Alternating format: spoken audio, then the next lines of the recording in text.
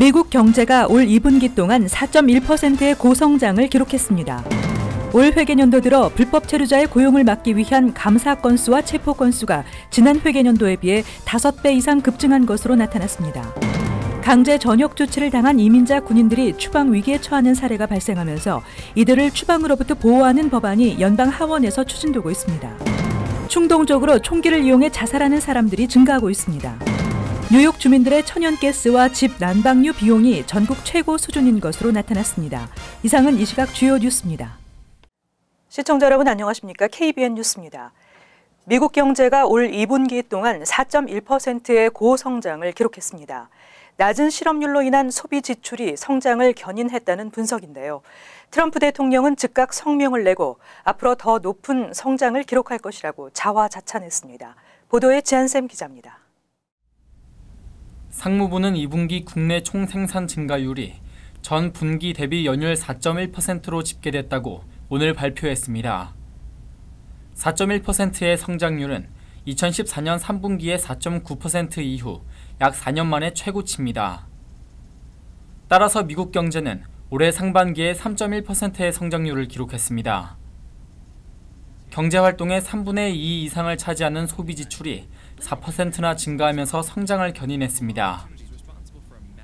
2014년 4분기 이후 가장 높은 증가를 기록했습니다. 트럼프 행정부의 감세 혜택과 사실상 완전 고용 상태의 탄탄한 노동시장이 견조한 소비 지출에 탄환 역할을 했다는 분석입니다. 최근 무역 수지 개선 흐름도 성장에 기여한 것으로 평가됩니다. 순 수출이 2분기 GDP에 1.06%포인트 기여한 것으로 나타났습니다.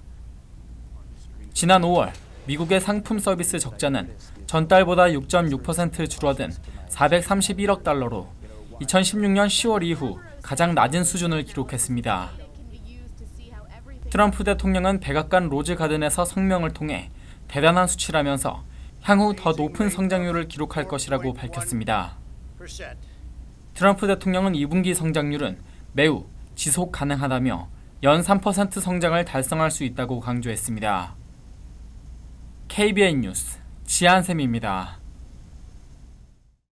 미 전역에서 올 회계년도 들어 불법 체류자의 고용을 막기 위한 감사 건수와 체포 건수가 지난 회계년도에 비해 5배 이상 급증한 것으로 나타났습니다.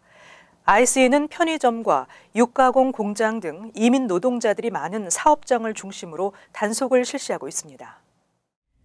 연방이민세관 단속국은 지난해 10월 1일부터 올해 7월 20일까지 6,093곳의 일터를 급습해 5,300여 곳에서 종업원 고용자격 확인서 I-9 감사를 실시해 형사법 위반 675명, 단순 이민법 위반 984명 등 총 1,659명을 체포한 것으로 나타났습니다. ICE는 올해 들어서만 5,200여 곳에서 I-9 감사를 진행했는데 이는 하루 평균 20건 이상의 불법 고용 수사가 진행된 셈입니다.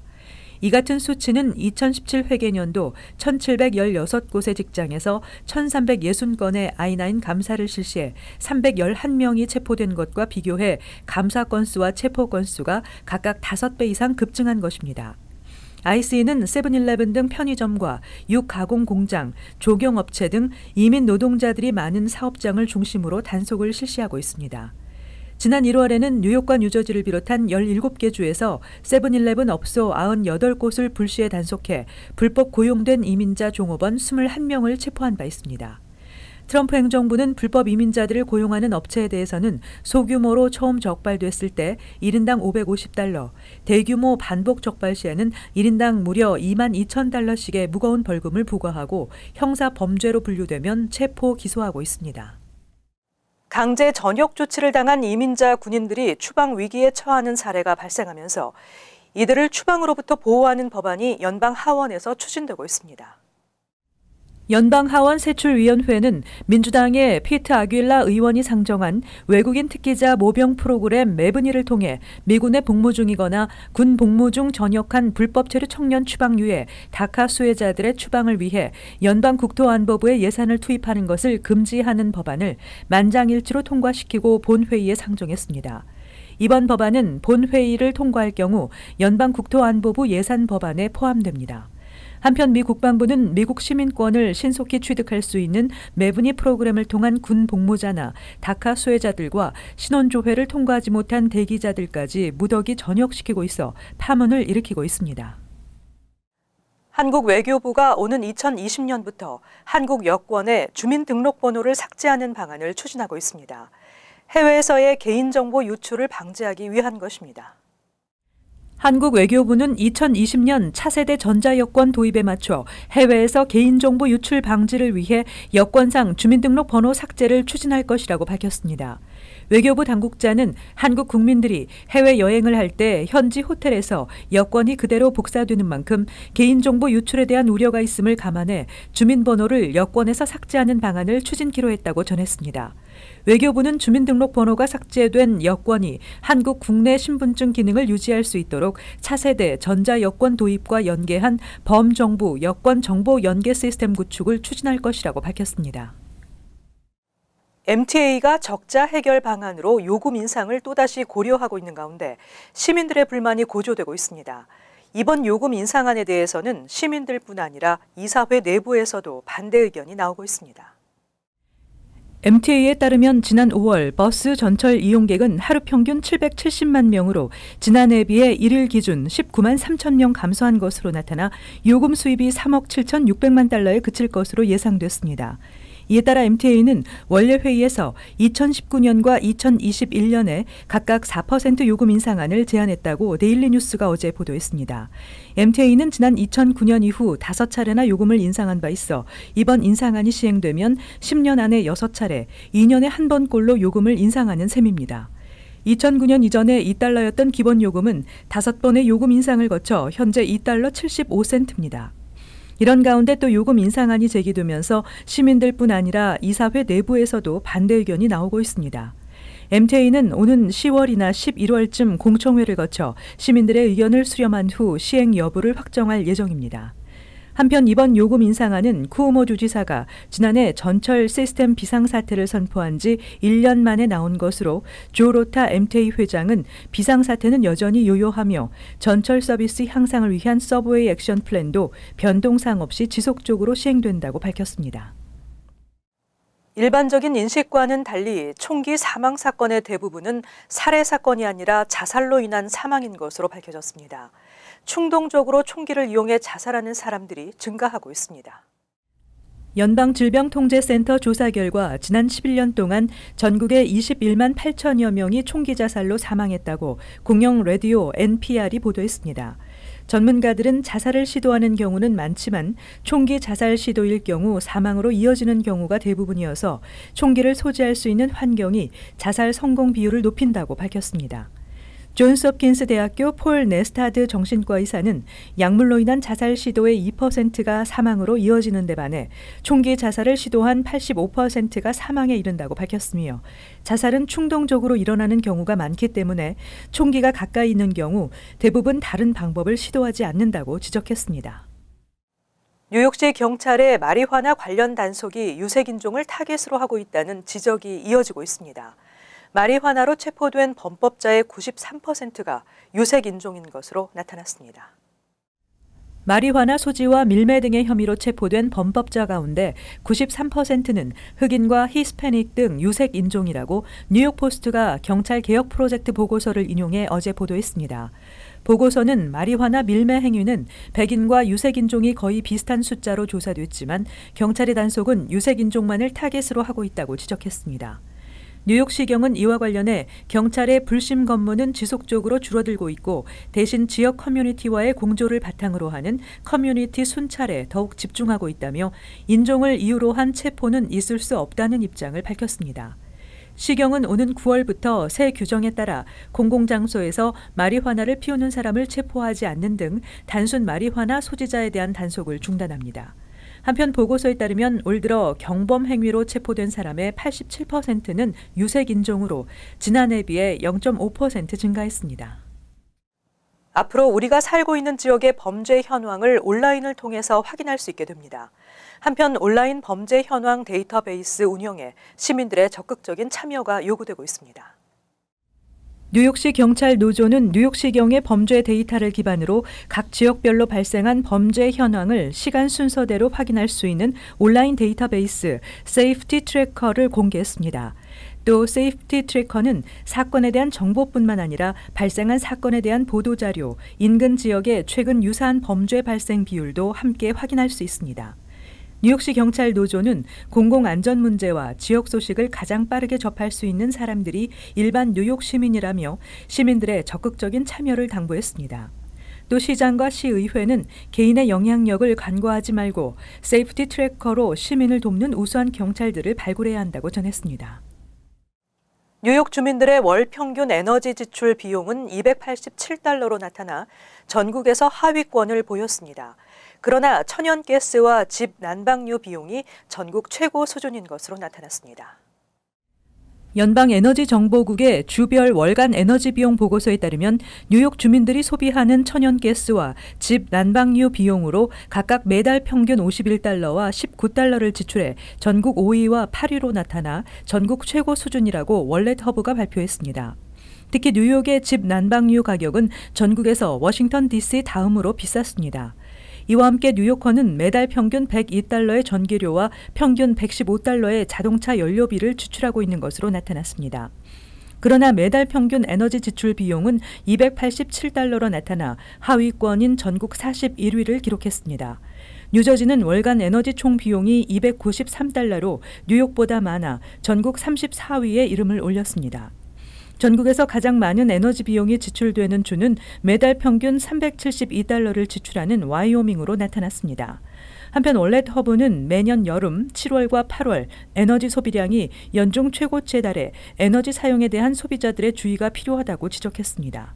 미국인들은 매년 세후 소득의 5%에서 22%를 에너지 비용으로 지출하고 있는데 특히 2,500만 명에 달하는 저소득층 가구의 부담이 크다는 것입니다.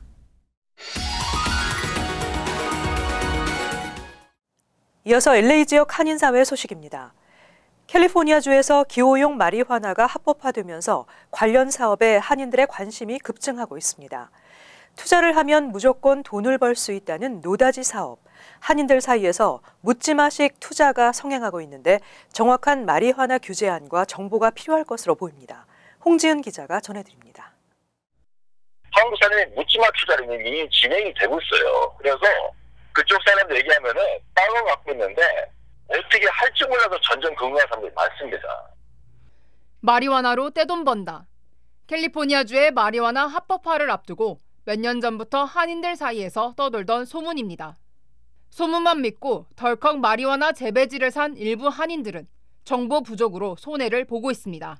리스 계약을 하고 아직까지 오픈을 못하니까 전부 계속 프리렌트 받을 수가 없잖아요. 계속 페이먼이 나가는 상태고 건물을 사서 거기서 미리 허가를 받기 전까지는 그 안에서 무슨 용도 변경이라든지 거기에다가 인테리어를 그림만 그릴 수 있지 실질적으로 할 수 있는 건 아무것도 없거든요.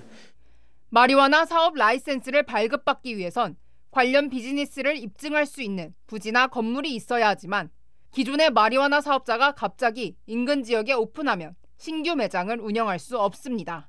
근데 어떤 시행착오가 있냐면은 일단 그 조닝을 보고 건물을 사요.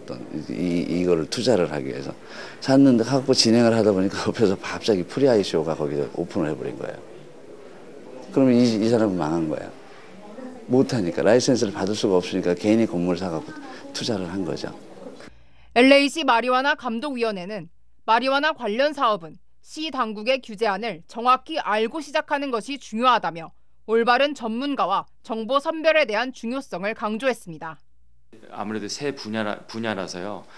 굉장히 조심할 게 이 전문가들이 사실 굉장히 드물어요. 특히 우리 한인타운에. 그래서 일단 변호사나 컨설턴트를 많은 분들이 이제 애플리케이션일 때 그런 서비스를 사고 이제 진행을 하시는데 좀 그거에 대해서 우리 특히 한인들이 좀 조심스럽게 진행하시고 다 조사할 거 다 조사하고 눈을 뜨고 이 사업을 해야 된다고 봅니다. MBC 뉴스 홍지은입니다. 북가주에 이어서 남가주 리버사이드 카운티 인근에서도 산불이 발생하는 등 캘리포니아주 전체 지역이 산불로 몸살을 앓고 있습니다.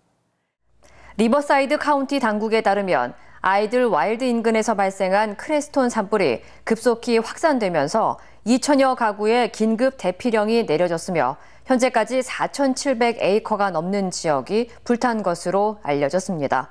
소방당국은 현재 700여 명의 소방대원들을 투입해 진화 작업을 벌이고 있지만 진화율은 5%에 그치고 있습니다. 한편 크레스톤 산불이 방화에 의한 것으로 알려진 가운데 경찰 당국은 32살 남성인 브랜든 맥글로버를 용의자로 체포했다고 밝혔습니다. 이어서 간추린 소식입니다.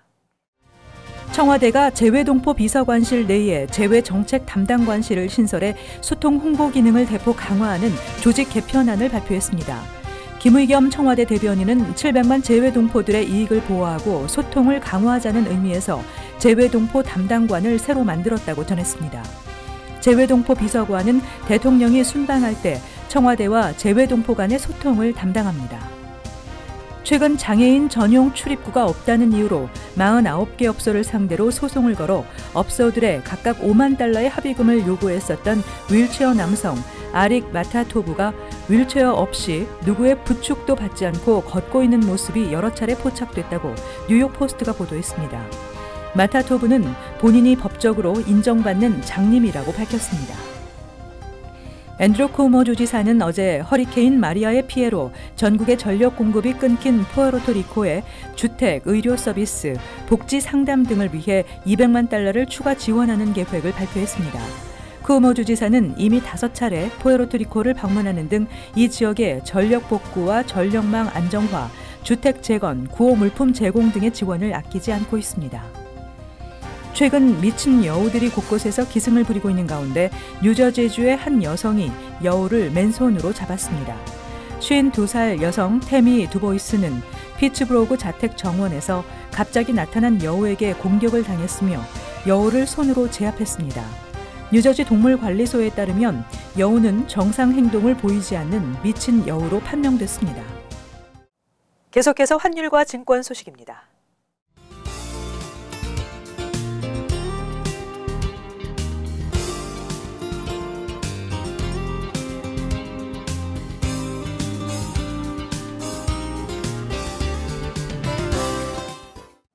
끝으로 날씨 전해드립니다. 토요일 가끔 흐리고 한때 소나기 예상됩니다. 낮 최고 기온은 86도, 섭씨 영상 30도, 밤 최저 기온은 68도, 섭씨 영상 20도. 일요일은 대체로 맑겠습니다. 월요일 대체로 흐리겠습니다. 이상으로 KBN 뉴스를 마칩니다. 시청해주신 여러분 고맙습니다.